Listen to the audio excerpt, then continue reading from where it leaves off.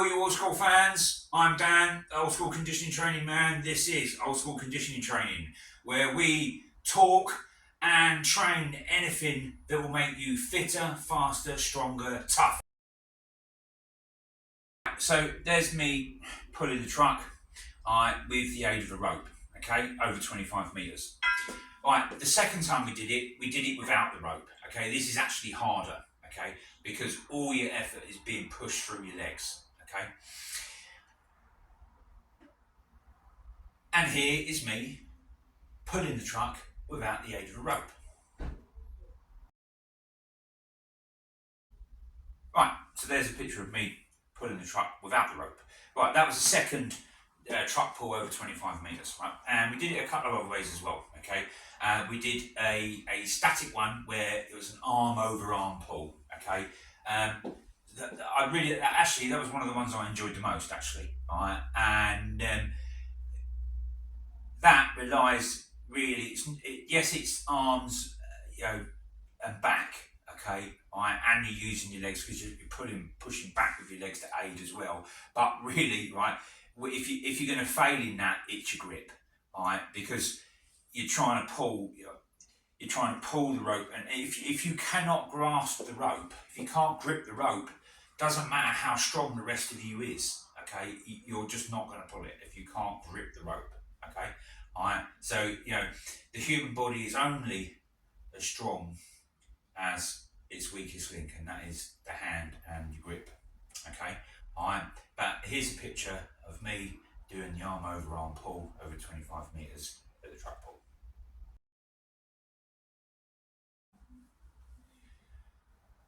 Right, arm over arm truck pull there.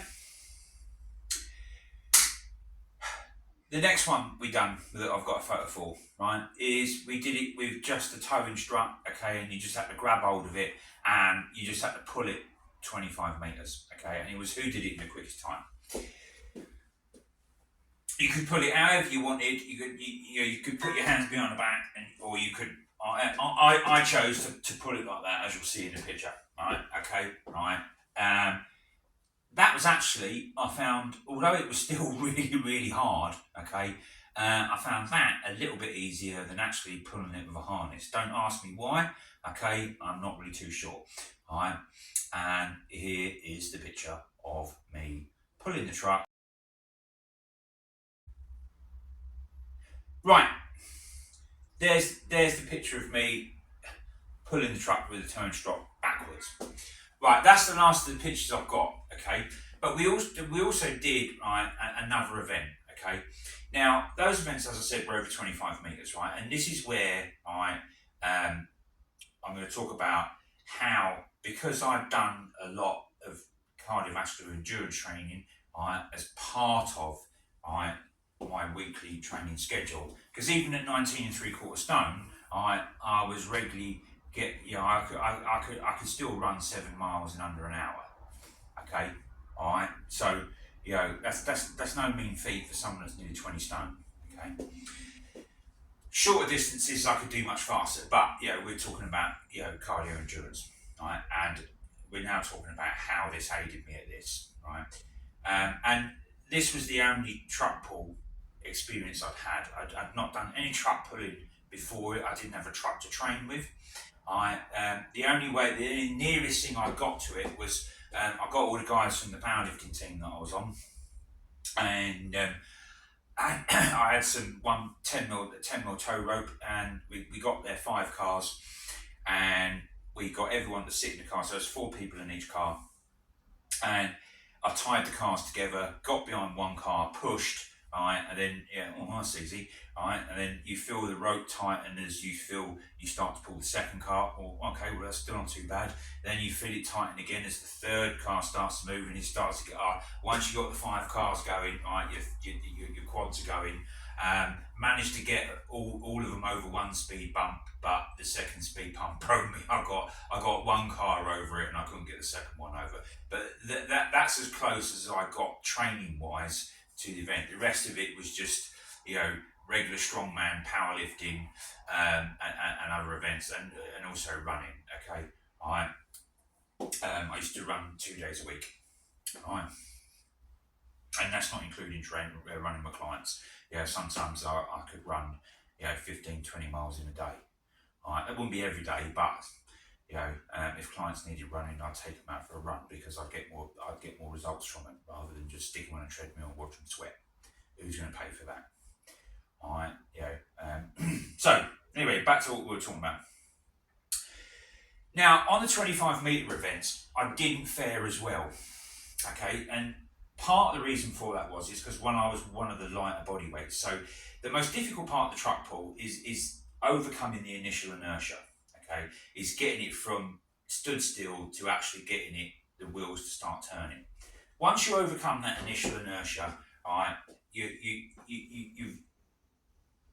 you've done most of the hard work. Okay, the rest is not easy by any means. Okay, because then you've got to get faster, and then you've got to keep that pace. Okay, but if you can keep that momentum going, okay, then you're on a winner. The longer it takes to get over that initial inertia, okay, time is against you. And unless you're quite a seasoned truck puller, then you're going to struggle with guys that have already got it off the mark before you. I mean, I didn't come last, but over the 25 metre pull, I come about half place.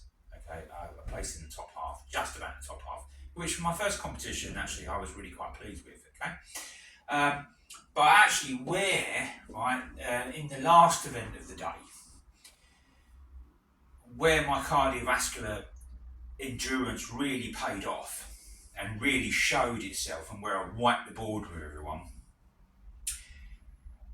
is we did a maximum distance pull. Who could pull it the furthest? Okay, it wasn't timed. It was just purely who could pull it the furthest. And I pulled it further than anyone else. I pulled it. I can't remember the exact distance, but it was somewhere around 200 meters. Okay, I mean, I was on the floor dying after that. Trust me. Okay, but the only reason I stopped at 200 was because there was a wall in front of me.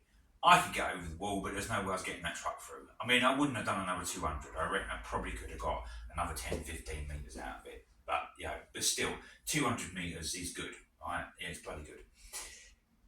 The next guy who got anywhere close to me, I think did around about 110, somewhere between 110 and 120 metres. Okay?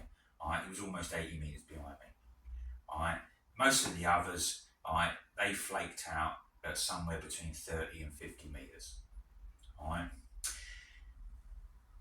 And this is where my cardiovascular endurance training base paid off. Although it took me longer to get over that initial inertia, and then the other guys did, and they were able to get going quicker than I could. And where I suffered over a shorter 25 metre distance, okay, but because it was longer, I had more time for my fitness, my physical fitness to do its job, okay, and keep my muscles working with oxygenated blood, right? And so therefore I was able to, overtake people, right, and get further, right, and I was able to accelerate, right, and keep accelerating until I got to a maximum point where, the maximum point of acceleration where I wanted to go once I got into my rhythm, okay, and I could just keep going, okay, not indefinitely, but, to the point, I think probably 210 metres probably was about most that would have been able to do without after I'd collapsed. So, but the other guys, they were quicker over the shorter things because they were heavier, but because they didn't have that cardiovascular endurance conditioning base and that muscular endurance base underneath them like I did, that's where they sat. That's why I crushed them when it came to the maximum distance pull. And it's the same when I've done things like farmers walks. Okay, I ain't talking world's strongest man standards. I was never at that standard, okay? But for 25 metres, right, I could do 130 kilograms in each hand. Okay, right. To put it in more terms, right, a 16 stone man weighs is 100 kilos, right? So it's about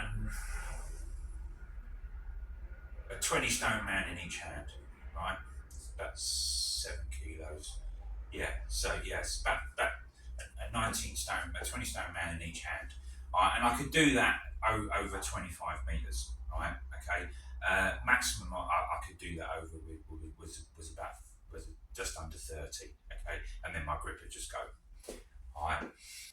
However, if I drop the weight down to 90 to 100 kilograms, right, I used to do as a training event as well, right, for fitness for this, I used to do a 100-meter sprint with 90 to 100 kilos in each hand. So it's around about sort of 15 and a bit, 16 stone man in each hand, right?